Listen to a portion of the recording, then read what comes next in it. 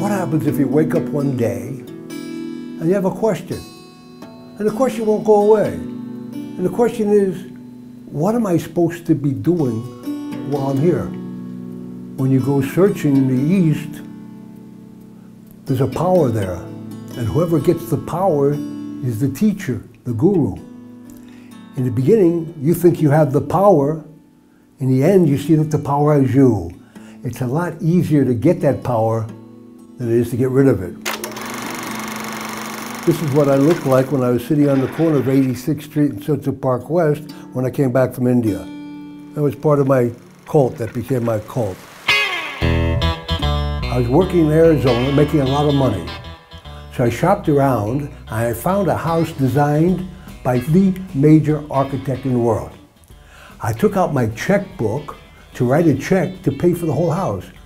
But I stopped and I thought, what happens next year when I make more money? Am I going to have to buy another house?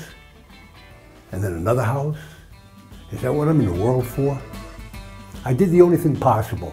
I became depressed. But it was the 60s, and somebody came by and gave me a strange cigarette.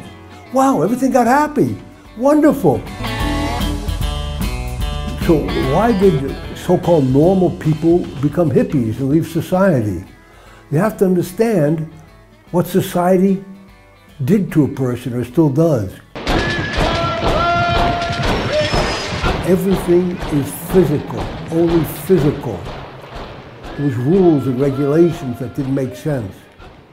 And the generation got fed up with it. Just wanted to be free. Leave me alone. So there we were in the 60s.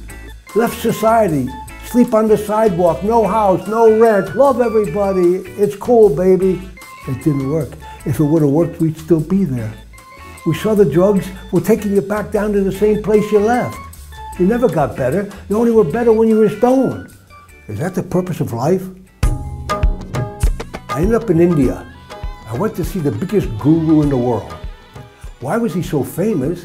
He had a mystical power. And if you get one of these powers, you become the guru.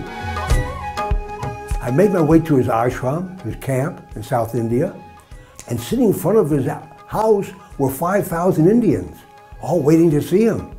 So I sat there thinking he picked me first because I came all the way from America. Day after day after day, 2-3 weeks I'm sitting there waiting, and he walks right by. Then all of a sudden, one day, everybody started screaming. Running all over. I didn't know what was going on. The guru had a pet elephant. And this day the pet elephant went crazy and started charging the crowd. Wow, what are you going to do?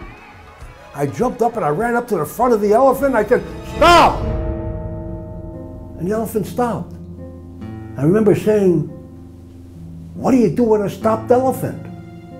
The guru came out on his porch when he heard everyone yelling. He saw me stop his crazy elephant. He thought I was an interesting person, so he invited me into his house.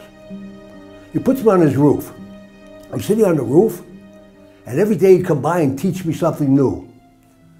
Breathe up this side of your nose, down this side, up this side, down that side. I'm up on the west coast of South India, sitting in a broken down hut on the beach, practicing all the exercises I learned.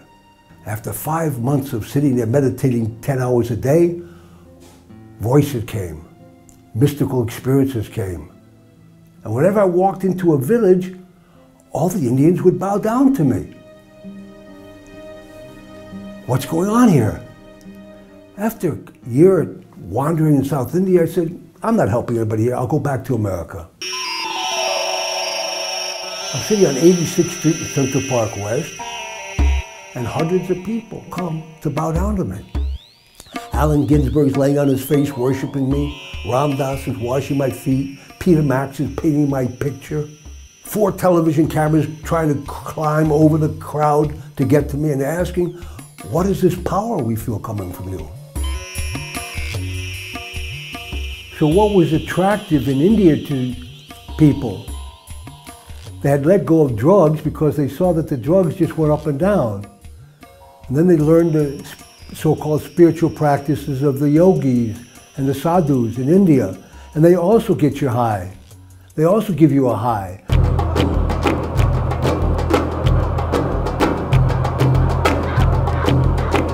Their objective is to practice these things so you will gain detachment. You'll be able to be calm and leave the world. Become isolated, alone, no more desires. And during this trip, I stopped talking. I invented the sign language so I could say whatever I wanted by moving my hands. Watch, you can get it very simply. I'll say the words in the beginning. You want to know what I think. Do you understand? Understanding comes easy. So hundreds of people could speak this language then. 23 hours a day, I meditated. 24 hours a day, I didn't talk. I did it for over 3 years. Now, what do you think would happen to somebody to do something like that? You go totally nuts. I had more voices in my head than you have in your iPod. But the voices would tell me things that were true. In 5 minutes, Charlie's going to come in the room. In 5 minutes, Charlie came to the room. So what would you do the next time that voice told you something? You listened to it. And the voice said, bang your head on the wall. Well, okay. And the voice said, harder. Something's wrong. At the same time this was going on, some Christians put notices in my bathhouse about Christian healers. Now these Christian healers had amazing power. They could lay their hands on people in wheelchairs and the people would jump out of the wheelchair. And the healer didn't jump into the wheelchair. So why was I stuck in my chair all those years trying to help the people I was helping? This is the power of God. This is the power of God. This is the power of God. This is the power. I got my driver to drive me every Christian healer I could find. And what do you know? I learned how to do that. And I'm walking down the Bowery and I grab a guy. Get up, you're healed. He jumped up and says, I can walk. I haven't walked in weeks. I feel the power. Hallelujah! I run around healing people wherever I was. I end up on the beach of Maui, Hawaii, walking down the beach, yelling at people to heal them. I'm walking down the beach and I said, I'm as crazy on this trip as I was on the guru trip. But there's one thing they say in their book. You can either try to do the commandments or you can have faith in your religion. I said, I tried their religion, that doesn't work, so I'll try the commandments. So what was I supposed to do? I got in an airplane and I came to Yerushalayim and went to the Kotel. I went and I stood by the Kotel and I prayed like this. All right, Lord, whatever happens, send me just a holy person because whatever he says, I'm going to do. Immediately, a guy came up and said, you want to put on tefillin? Every day for the past 28, 29, almost 30 years, I go to the Kotel in the afternoon and I put tefillin on people. I got pretty good at it. I learned how to, hey, come here, let's take your Jewish blood pressure. Anything I can do to make them laugh. Anyway, just so I can bring them in. Mother Jewish, go put on tefillin. You're Jewish, tefillin. Asher Kirishanu, V'mitzvotav v'tzivanu, V'oniach tefillin. Don't talk now, hold still. Hold your hand right there. You gotta marry a Jewish girl. You understand? So why did I stay with the Torah all these years? Why didn't I move on like I did in the other trips? Wherever I went, I said, as long as it works, I'm going to stay here. As soon as it doesn't work, I'm out of here. And so far, it's been working here.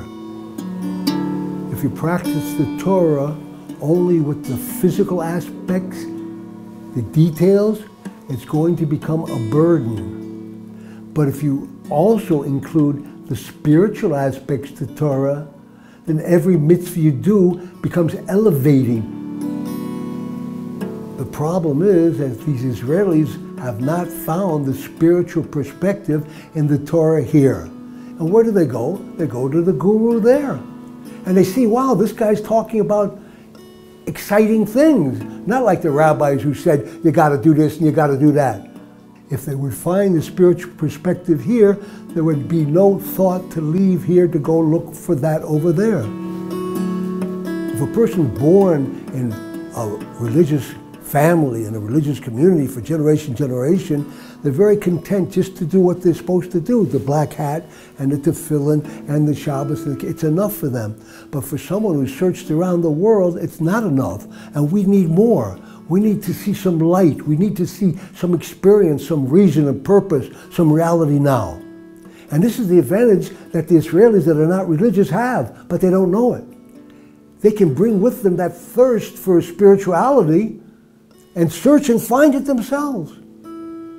Why is it hidden? Why has it been lost? It seems to me the rabbis are afraid that if someone will go off into the spiritual, he might forget the physical.